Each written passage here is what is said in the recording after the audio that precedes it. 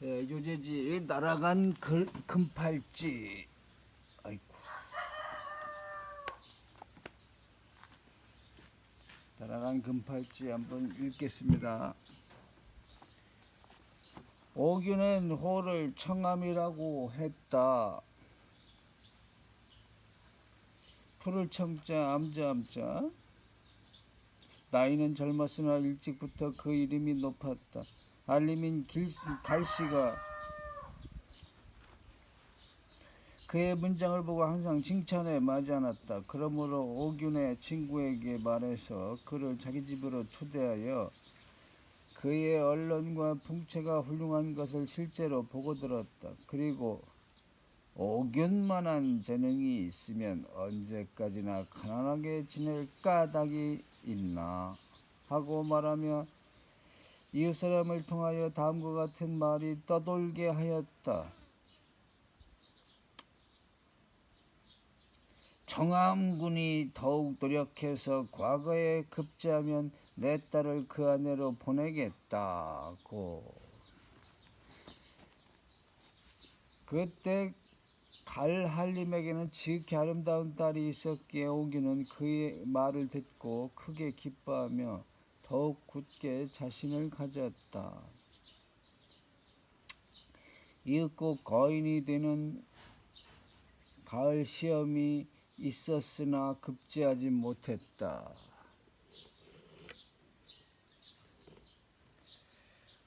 할 수 없이 사람을 시켜 갈할림에게 급제해서 출세할 것은 자신이 있으나 얼마나 빠르냐 늦느냐 하는 것을 지금 확답을 올리지 못하는 것뿐입니다.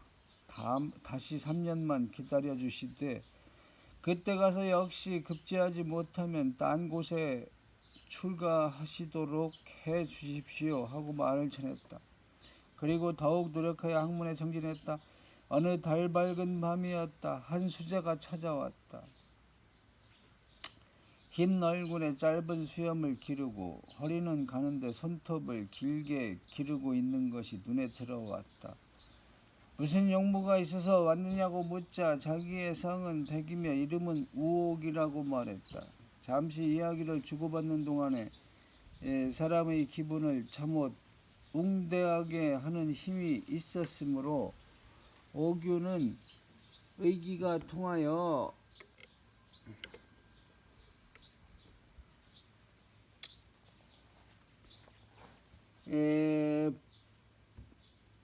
붙들어 머물도록 했다.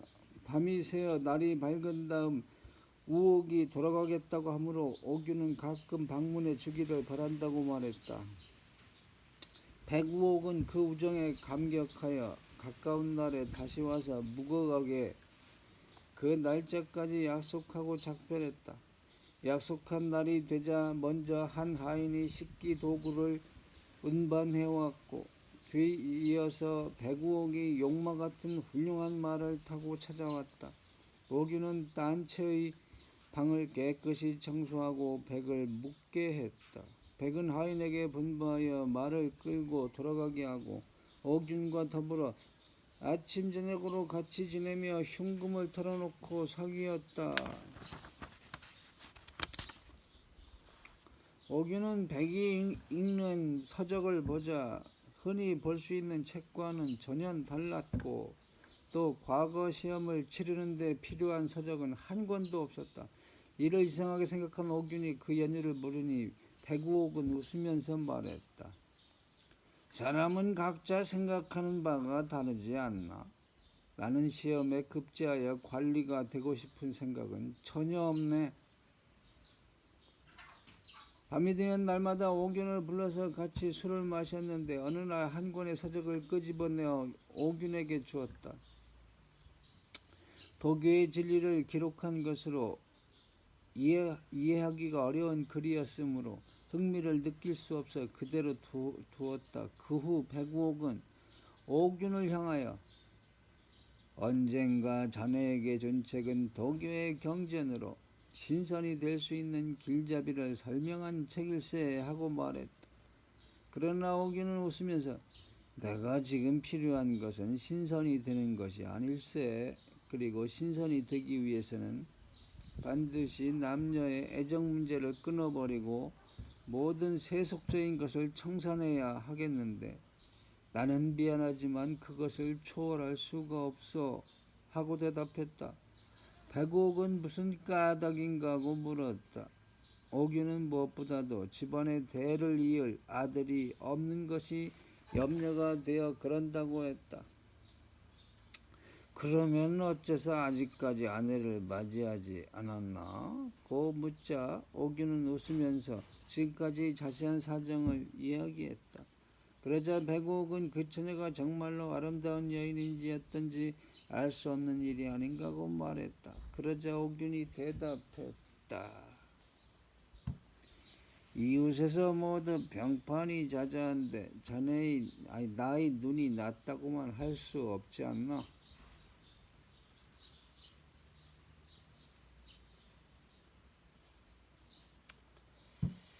백옥은 웃으면서 듣는 둥 마는 둥 했다.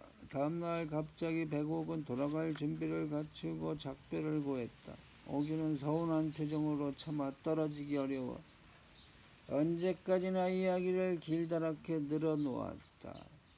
백옥은 어린 사돈에게 짐을 지어서 먼저 출발시키고 두 사람은 못내 작별을 서러워했다. 그러자 베란간 푸른 매미 한 마리가 울면서 책상 위에 내려앉았다. 드디어 백옥은 떠나는 인사를 했다. 타고 갈 것도 준비되었으니 이제 여기서 작별하세. 만약 나와 만나고 싶거든 내 침대를 청소하고 그 위에 누워 있어 주게. 좀 더 이야기하고 싶다고 생각하는 순간 백옥은 벌써 손가락만큼 작아져서 매미 등에 훌쩍 타더니 맴맴 소리를 내며 아득히 구름 속으로 사라졌다. 옥유는 제정신으로 돌아오자 백옥이 심상한 인물이 아니라는 것을 깨달았고 언제까지나 놀람에 질려서 멍청하게 먼 하늘만 쳐다보고 있었다. 며칠 후 보슬비가 내리기 시작했다. 우울한 심정에 백옥이 무척 그리워졌다. 그가 잠자던 침대를 보니 까만 쥐똥이 군데군데 떨어져 있었다. 그와 정답게 지내던 날을 회상하며 침대 위를 청소하고 그 위에 포단을 깔고 잠이 들었다. 그랬더니 정말로 백옥의 어린 사동이 마중하러 왔으므로 기쁨을 못 이겨 그를 따라가 보니 베란간 봉황이 날아오는 것을 사동이 붙잡고 옥윤에게 말했다. 길이 어둡고 머니까 이것을 타고 갑시다. 옥유는 그렇게 조그만 등에 사람이 탈 수는 없을 것이라고 주저하자 사동은 우선 올라타 보십시오 하고 말했다. 옥유는 사동이 이르는 대로 봉황이 등에 올라탔다. 그러자 아직도 자리가 여유가 있었다. 사동도 그의 뒤에 같이 탔다. 날개를 퍼덕였다고 느낀 순간 벌써 하늘 높이 올라갔다. 이윽고 붉은 대문이 보이자 사동이 먼저 내려서 옥윤의 손을 이끌어 내린다. 여기가 어디냐고 묻자 천문입니다 하고 대답했다. 하늘천자 문문자 하늘로 통하는 문인가 봐. 문 옆에는 큰 호랑이가 쭈그리고 앉아 있었다. 옥윤이 깜짝 놀라 무서워하니 사동이 자기 몸으로 앞을 가려주었다. 주위의 풍경을 살펴보니 이 세상과는 아주 달랐다. 사동은 광한궁이란 현판이 붙은 집으로 안내해 주었다. 광안루 같은 데지. 이건 달에 있는데. 모든 층층대가 수정으로 되어 있어 그곳을 통과하는 사람은 모두가 거울 속에 있는 것만 같았다. 개수나무가 길 양옆에 무성했고 그것이 공중에서 서로 얽히고 설켜서 바람이 불 때마다 꽃향기가 극히 날아왔다. 건물에는 모두 빨간 휘장이 드리워져 있었고 때때로 예쁜 여인들이 출입하는 것이 보였는데 그 품위 있고 여염한 태도는 일찍이 세상에서 본 바가 없었다. 자동은 왕모궁의 아름다움은 이보다 한층 더하나 자기 주인이 오랫동안 기다리고 있기 때문에 더 지체할 수가 없다고 하며 오균을 데리고 그곳을 떠났다. 이윽고 백우옥이 문에 서서 기다리는 모습이 보였다. 반가이 악수를 나누고 안으로 들어갔다. 자리를 청하고 앉자 16, 7세나 되어 보이는 예쁜 시녀가 나와서 차를 권했다. 잠시 후 술상이 나오자 4명의 아름다운 미인이 공손히 눈으로 인사하며 좌우에서 시중을 들어주었다. 등허리가 약간 근질근질하다고 느끼자 즉시 여인이 가는 손끝으로 옷 위를 더듬어서 긁어주었다. 이럴 수가 있나. 오균은 무슨 까닭인지 기분이 허공에 뜬 것만 같고 아무리 해도 마음을 진정시킬 수가 없었다. 어느덧 술이 취하여 마음이 점점 호탕해지자 오균은 연달아 웃으며 여인을 향하여 속을 떠보는 농담까지 건네게 되었다. 여인은 다만 웃기만 할 뿐 상대하려 하지 않았다. 백옥은 노래를 불러 손님에게 술을 권하도록 본부했다. 붉은 비단옷을 입은 여인이 손님이 앞자리에 와 앉자 큰 잔을 들어 술을 권한 후 즉시 아름다운 목소리로 노래를 불렀다. 다른 여인들도 피리와 저를 불어 가락에 맞추고 음악은 좌석이 흥겹도록 무르익었다. 한 곡이 끝나자 이번에는 푸른 치마를 입은 여인이 또 술잔을 따르며 노래했다. 그러나 보랏빛 옷을 입은 여인과 흰 비단옷을 입은 여인은 킥킥 웃으면서 서로 사양하고 앞으로 나오려 하지 않았다. 백우옥이 한 사람에게는 술을 따르게 하고 또 한 사람에게는 노래를 부르도록 지시했다. 보랏빛 옷을 입은 여인이 즉시 술잔을 들고 왔다. 오균은 잔을 받는 척하며 희롱삼아 그녀의 가는 손목을 덥석 잡았다. 그녀는 웃으면서 손을 빼다가 술잔을 떨어뜨렸다. 백옥이 꾸짖자 그녀는 술잔을 집어들며 방긋 웃고 고개를 숙인 채 속삭였다. 귀신의 손처럼 차가운 손으로 계란간 남의 손목을 건드리다니요. 백옥은 큰 소리로 웃으며 벌주로 그녀에게 혼자 노래하며 춤추도록 했다.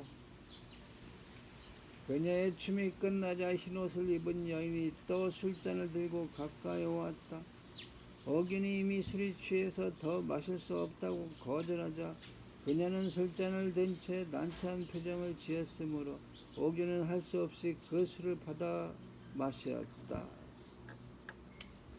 4사람의 여인을 차례차례 살펴보았으나 모두 용모가 아름답고 뛰어난 절세의 미인이었다. 오균은 문득 주인에게 말했다. 세상의 미인을 나는 한 사람도 구하지 못하고 있는데 자네는 이처럼 많이 모아놓고 있으니 나를 한번 송두리째 녹여줄 수는 없겠는가?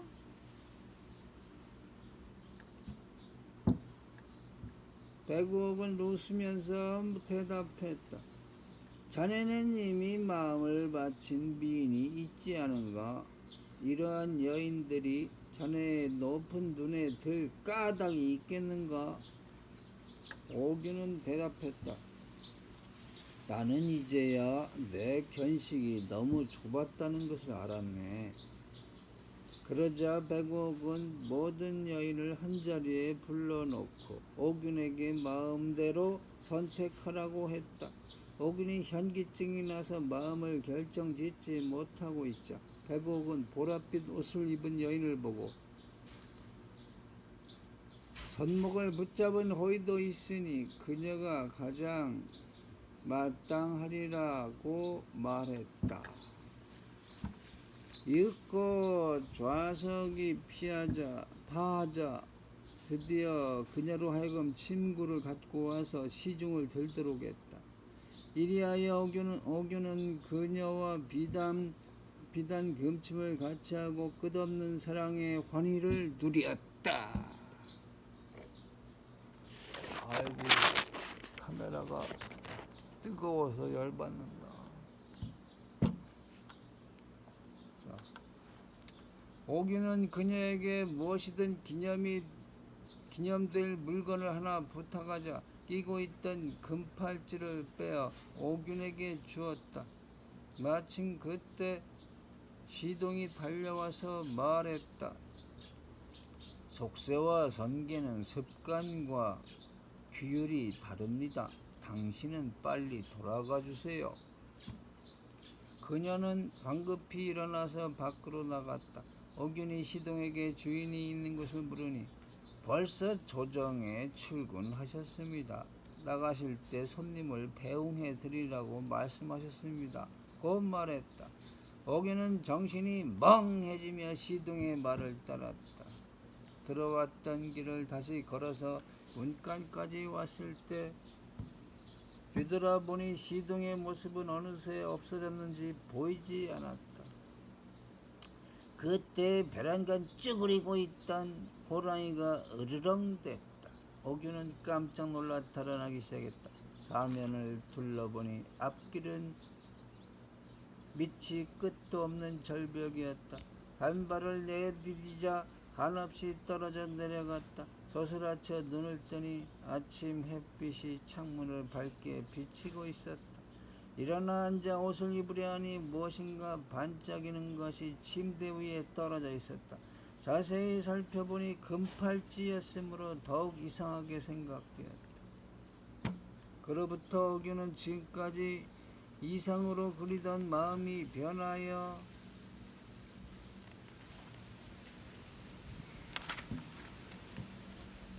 신선이 되는 공부를 하려고 생각했다. 그러나 역시 후손이 없는 것이 마음을 어지럽혔다.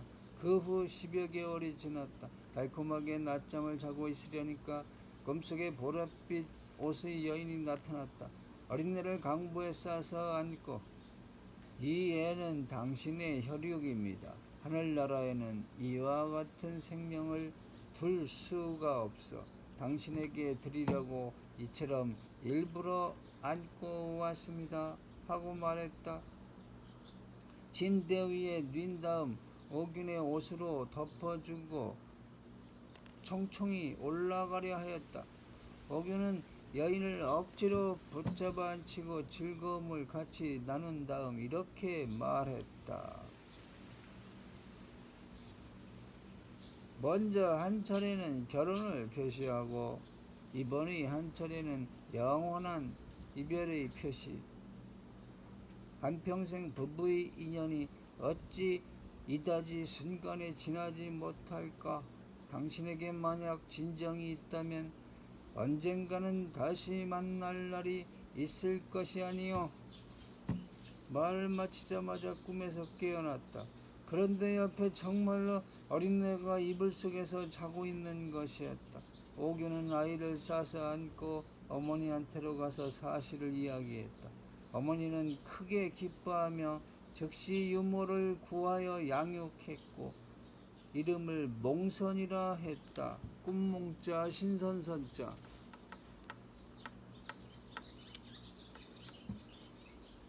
조상의 대를 이을 어린애가 생겼으므로 옥윤은 사람을 시켜 갈할림에게 전하도록 했다. 족쇄를 떠나 선인의 세계에 들어가고 싶으니 따님에게는 하루빨리 훌륭한 배우자를 선택해 주시기를 바란다고. 갈할림은 그 요청을 받아들이지 않았으나 옥윤은 끝내 거절했다. 갈할림도 할 수 없이 딸에게 사정 이야기를 들려주었다. 그러자 딸이 대답했다. 이웃 사람들 중에 모두 제가 오생의 약혼녀라는 것을 모르는 사람이 없습니다. 이제 새삼스러이 딴 곳으로 출가하면 두 남편을 섬기는 것이 되지 않겠습니까? 갈할림이 딸의 이러한 생각을 오균에게 알렸지만 오균은 대답했다.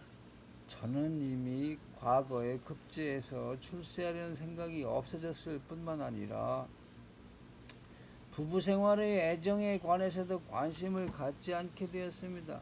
다만 선인세계의 길을 찾아서 산속으로 들어가지 못하는 것은 늙은 어머님이 계시기 때문입니다. 알림은 다시 딸에게 의논했지만 딸은 끝내 자기 뜻을 굽히지 않았다. 오생이 가난하면 저는 그 가난한 살림을 달게 받겠습니다. 오생이 집을 나가면 저는 어머니를 모시고 봉양하지요. 어떤 일이 있어도 딴 곳으로 출가하지는 않겠습니다. 중매 섰던 사람이 세 차례 네 차례 거듭하여 두 집안 사이를 왔다 갔다 했으나 이야기의 결말을 보지 못한 채 마침내는 길이를 택하여 갈씨 집에서는 혼례일체를 준비해가지고 오균의 집으로 시집을 보냈다. 오균은 신부의 훌륭한 모습에 감격하여 공경하고 사랑했다. 신부는 시어머니를 극진히 봉양하고 모든 일에 시어머니의 뜻을 받들었다. 그 살림하는 수아는 가난한 집에 태어난 처녀 이상으로 검소하고 살뜰했다. 참, 이런 말 오래간만에 들어보니 살림이 살뜰했다. 2년이 지나자 어머니가 세상을 떠났다. 그녀는 자기가 갖고 온 폐물 장식품을 팔아서 장례식을 치르도록 하고 있는 정성을 다했다. 오균은 말했다. 그대가 이처럼 살림을 잘 돌보아주니 나로서는 더 할 말이 없소. 한 사람이 선도를 터득하면 한 가족 전부가 신선세계에 올라갈 수 있다 했으니 나는 멀리 길을 떠나려 하오. 모든 일을 그대에게 부탁하오. 아내는 당황하는 빛도 없었고 말리지도 않았다. 오균은 드디어 집을 떠났다. 그녀는 안팎의 살림을 혼자 도맡아서 아비 없는 아들의 양육까지 빈틈없이 처리했다. 몽선은 점점 자라서 그 현명하기가 비할 바 없었고 15세에는 이미 한림이 되어 일찌감치 출세했지만 언제나 중앙정부로부터 영예 있는 칭호를 받을 때면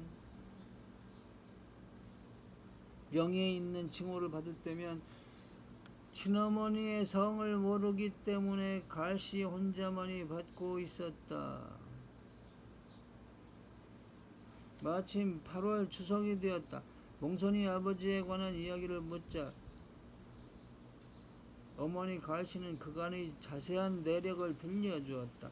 그러자 몽선은 모든 양관과 배설을 버리고라도 아버지를 찾으러 가겠다고 말하므로 어머니는 만류했다. 너희 아버지는 집을 나가신 지 이미 10여 년이 넘었다. 정년코 지금쯤은 선계에 올라가셨을 것이니 찾아간다고 한들 무슨 소용이 있을 것이냐. 훗날 몽선은 징명을 받아 남학으로 가는 도중 강도에게 습격을 받았다. 그 상황이 지극히 위급했을 때 도사 하나가 장검을 쥐고 나타나자 강도들은 모두 달아나서 겨우 풀려나왔다.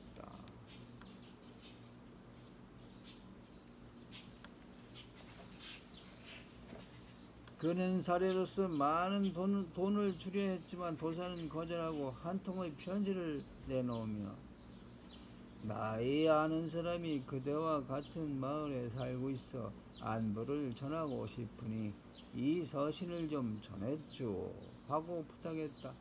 그 이름을 물으니 왕림이라고 대답했다. 자기 마을에는 그러한 이름을 가진 사람이 없다고 생각하는데 도사가 말했다. 시골에 묻혀서 무명인사로 지내니 그대와 같은 관리와는 접촉이 없을 것이요. 서로 작별할 때 다시 금팔찌 하나를 꺼내어주면 말했다. 이것은 여자들의 물건이므로 나 같은 도사가 가지고 있댔자 별로 쓸모가 없으니 사례로 그대에게 주노라. 몽선이 받아보니 훌륭한 조각이 아루새겨져 있었다. 그것을 품에 간직하고 집에 돌아와서 아내에게 주니 크게 기뻐하기에 세공장이에게 부탁하여 같은 것을 하나 더 제작해서 한 쌍을 만들었지만 그 정교한 기술은 도저히 따를 수가 없었다. 나를 집집마다 찾아보았으나 왕님이라는 사람은 아무데도 없으므로 할 수 없이 그 편지를 뜯어보았다. 2년 동안의 부부 생활은 마침내 서로 이렇듯 헤어져 있게 되었다. 어머니의 장례며 어린 것의 교육, 이 모두가 그대의 덕택이여 무엇이라 살해할 수도 없지만 선약 하나를 보내오니 깨서 먹으면 효과가 있을 것이요. 이렇게 써있고 맨 앞에는 인부인 앞에 인부인 전라 쓰여 있었다. 끝까지 읽어보았으나 누구를 두고 한 말인지 도대체 알 수가 없어서 어머니에게 보여드렸다. 어머니는 그 편지를 받아들더니 울면서 말했다. 이것은 너희 아버님이 보내주신 편지다. 임이란 나의 어릴 적의 이름이다. 이로써 비로소 왕님이란 이름은 임자를 두 자로 나눈 것임을 알고 후회했지만 이미 때는 늦은 것이다. 또 도사로부터 받은 금팔찌를 어머니에게 보여드리자 어머니는 이것은 내 어머님이 남겨주신 유물이다. 너의 아버님이 아직 집에 계실 무렵 나에게 보여주신 일이 있었다고 말했다. 또 선약을 꺼내보니 파달만한 크기였다. 몽선은 기쁨에 가득 찬 얼굴로 아버님은 선인이시니까 이것을 먹기만 하면 언제까지나 장생불사하실 거요 하고 말했지만 어머니는 그 자리에서 마시지 않고 받은 대로 간직해 두었다. 어느 날 갈할님이 손주를 돌보러 왔기에 어머니는 오균에게서 온 편지 서신을 읽어드리고 선약을 권해서 장수하실 것을 축원해 주셨다. 알림은 그것을 반으로 쪼개어서 절반을 마셨다. 그는 70을 넘어 노시가 심했지만 그로부터 힘이 넘쳐 흐르는 것을 느끼고 수레를 타지 않고 걸어서 집으로 돌아갔다. 아이는 뒤를 따르기조차 바빠서 숨을 헐떡이며 겨우 따라갔다. 다음에 서운에 큰 화재가 일어나서 종일토록 거리를 휩쓸었다. 밤에 이르러서는 불길이 몽선의 집 가까이까지 왔다. 모두들 뜰에 나와서 타는 불만 지켜볼 뿐이었다. 불길은 점점 맹렬한 기세로 타서 마침내 이웃집에까지 번졌으나 속수무책으로 어찌할 수가 없었다. 그러자 몽선의 아내의 손목에 끼어있던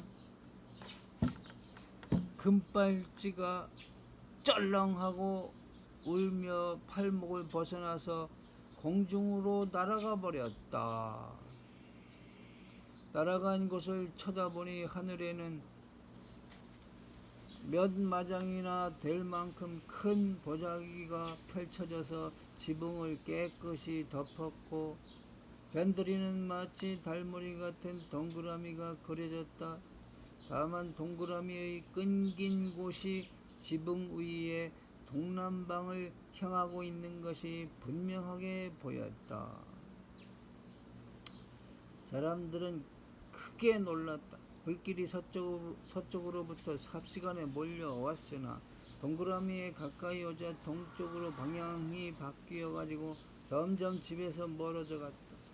발찌는 이미 없어져서 다시 돌아오지 못할 것으로 생각하고 있는데 순식간에 무지개 같은 빛이 사라지고 다시 쩔렁 하는 소리와 더불어 팔찌가 발밑에 떨어졌다. 서울 장안에 불탄 집은 수만 호가 되었고 전후 좌우 모두 잿더미로 변했는데 오직 오할림의 저택만은 고스란히 남아 있었다. 남쪽, 다만 동남쪽의 조그마한 2층 건물이 불에 탔지만 그것은 팔찌의 동그라미가 끊긴 곳에 해당해 하늘의 달무리가 덮이지 않았던 곳이었다. 어머니 갈씨는 이미 50살이 넘었으나 겉보기에는 아직 21의 젊은 여인 같았다. 여기까지입니다. 야, 이렇게 신기한 얘기가